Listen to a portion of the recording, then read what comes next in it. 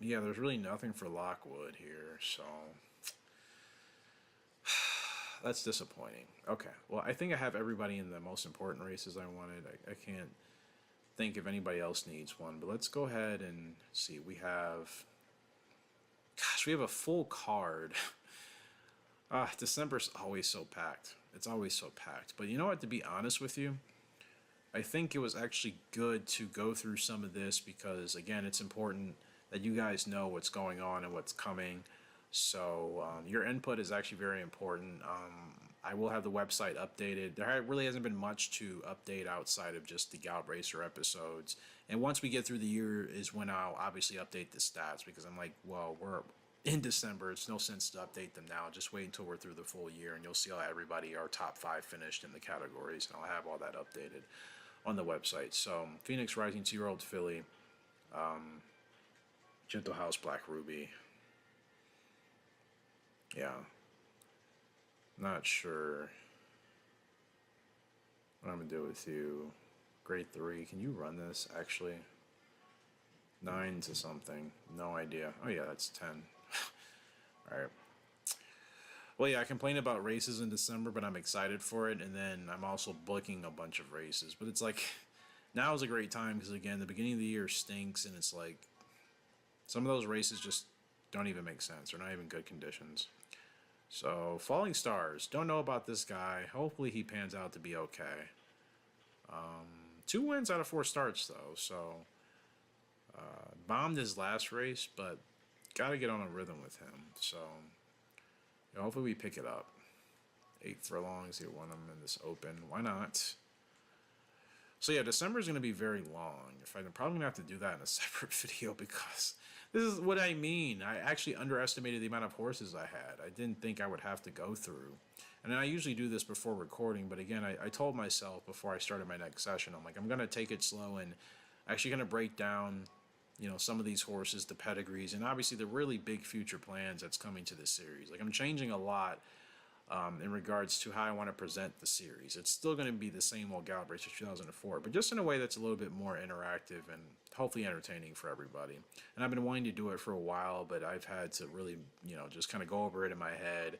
I've been learning a lot with my video editing and trying different techniques, making different templates and so on, even with different projects not related to this. So I feel like I'm finally at the point now where I know how I want to put things together. And hopefully you guys will see that, obviously, across the episodes. But I think it'll just make the whole experience just a little bit more better. Now let's go ahead and show you guys this week's filly highlight, and it'll be none other than our filly Flying Home up here in the Grade 1 Princess Cup, running 10 furlongs.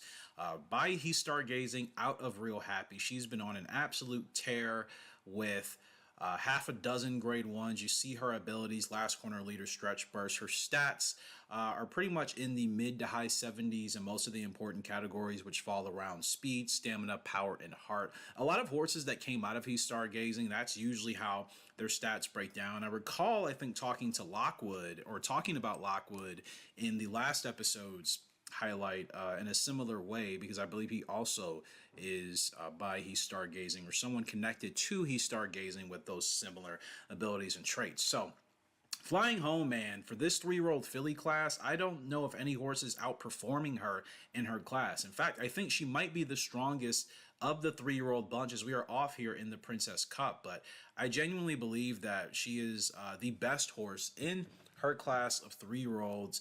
She's been on an absolute tear. She hasn't shown any signs of struggling in the races that we've really put her in. And I think that is ultimately the special thing that is allowing her to succeed at such a high level and such a premium. And again, it's been such a blast working with her. Again, out of Real Happy by He Stargazing. I recall in episode 289, just the recent one we uploaded, that we have a horse out of Real Happy and Golden Boy that we're trying to figure out, that I'm not having the best of luck with. So, it's amazing in Gallop Racer sometimes. Just the difference in one parent, whether it's the sire or the brood mare, can literally make or break the quality of your horse.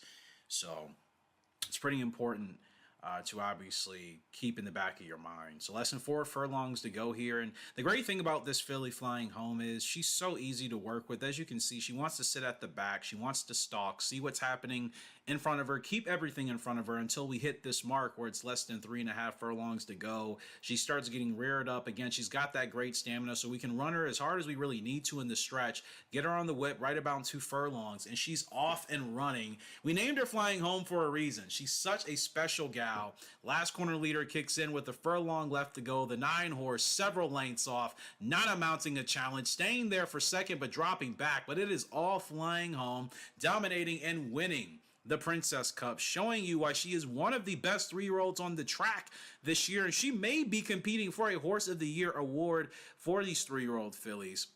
It's such a treat to have a horse like this, and expect more fantastic things out of Flying Home as we move forward here. And again, just to tell you, she's got grade 1 wins at 8 furlongs, 3 of them, grade 1 wins at 9.5, and that 10 furlong win we just received with her from the Princess Cup puts her at 5 total. She also has a grade 3 and a grade 2 to her name, and keep in mind she's only 3 years old. This filly's on an absolute tear. She wins that by 6 lengths.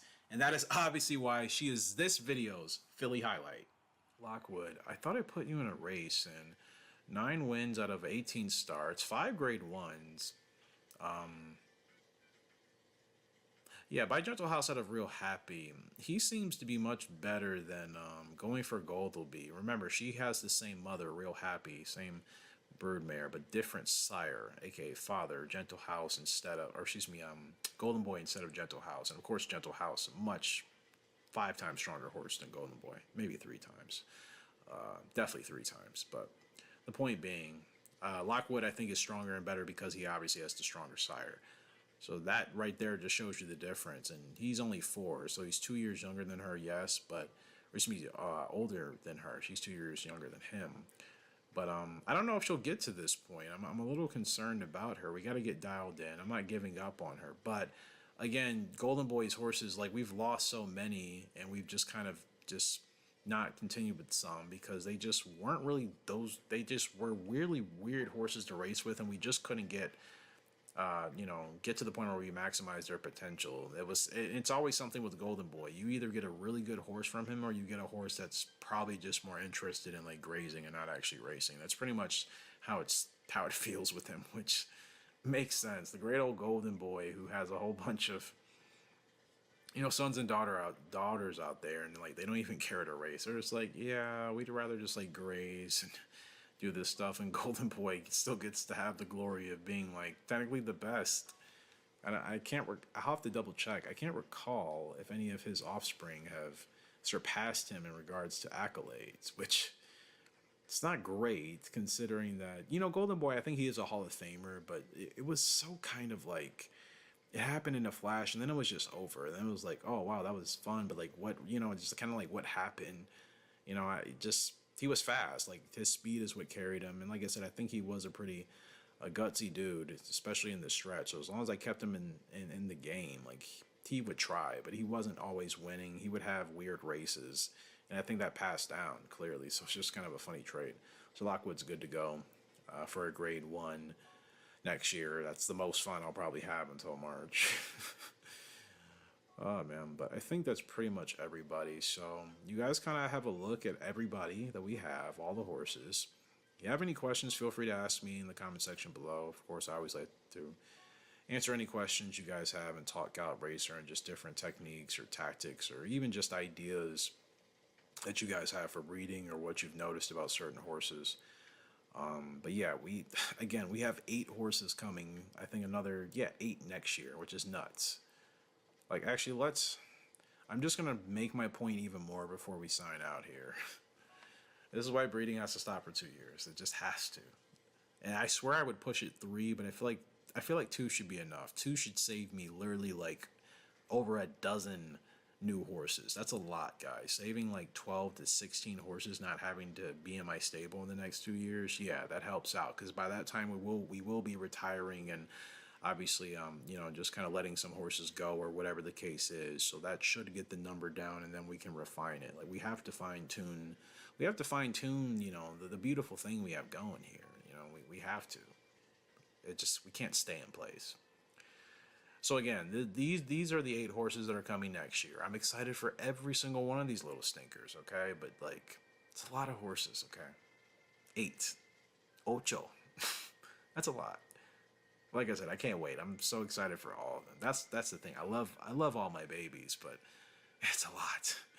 And then after that, you have another 5. So again, that's 2 years adding another 13 horses. Guys, I'm gonna have over 30 horses in this game, and I have to deal with it for 2 years. And I don't know how that's going to go. And again, I'm excited for every single one of these little ones. But that's why I'm saying there's no more breeding for 2 years. So these horses that are coming, these 2 groups, this is the last wave of like this generation, this major generation, until we start a new one.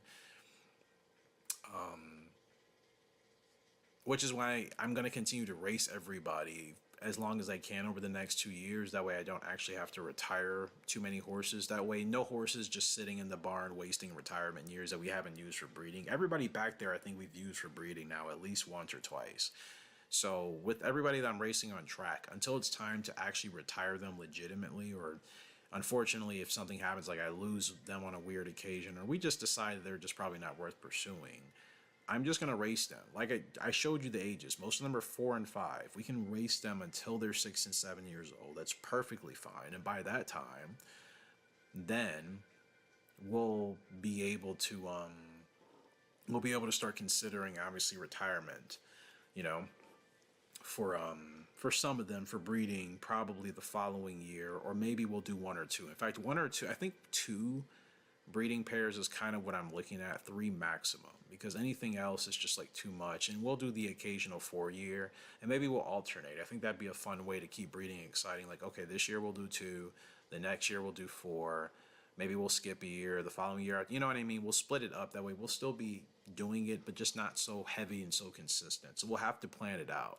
And certain breeding pairs that maybe we're not as excited for, maybe, you know, if we could save them, if the parents aren't too old, we'll try that. But we'll obviously have to prioritize the younger horses first, or the horses, I would say the opposite. The horses that aren't obviously the youngest first, since obviously the older they get, especially for the brood mares, they may have some issues. So, but again, 13 new horses coming in the next 2 years. I'm done.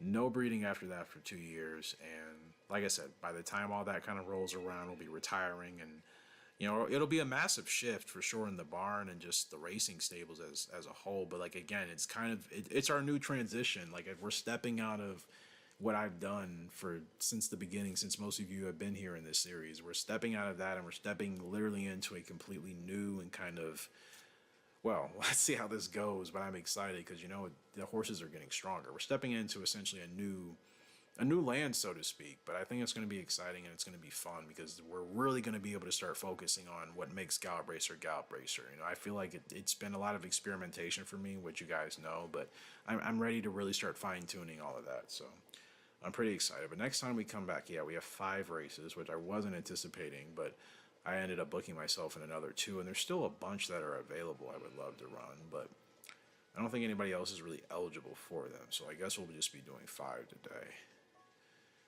Unless I see a horse I want to run with. Scarlet Jewel.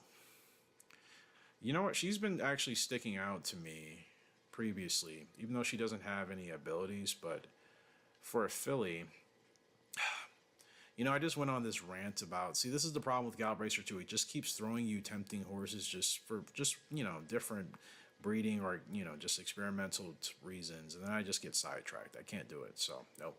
Done. Appreciate you guys for the love and support. Again, feel free to let me know any thoughts, comments, questions, concerns you have in the comment section below. Hopefully you enjoyed the new presentation. Again, I haven't completely figured it out yet in this moment, but once I edit out, you know, go along and figure it out along the way. And yeah, we'll get through this year, and then obviously it'll be year 42. And I think, guys, after this month, it is finally back to the Dream Series, the world. Like, I think it's finally here. The last time it happened was 38. So yeah, like, actually I think next year is huge. I can't believe we're actually here. I feel like it took forever to get here. And then maybe it has. It's probably been over a real life year, but to get through like 2 or I think at least 2 in-game years. So yeah, big time. But the great thing is we have great horses now in the Hall of Fame that we've been able to retire recently that we can run.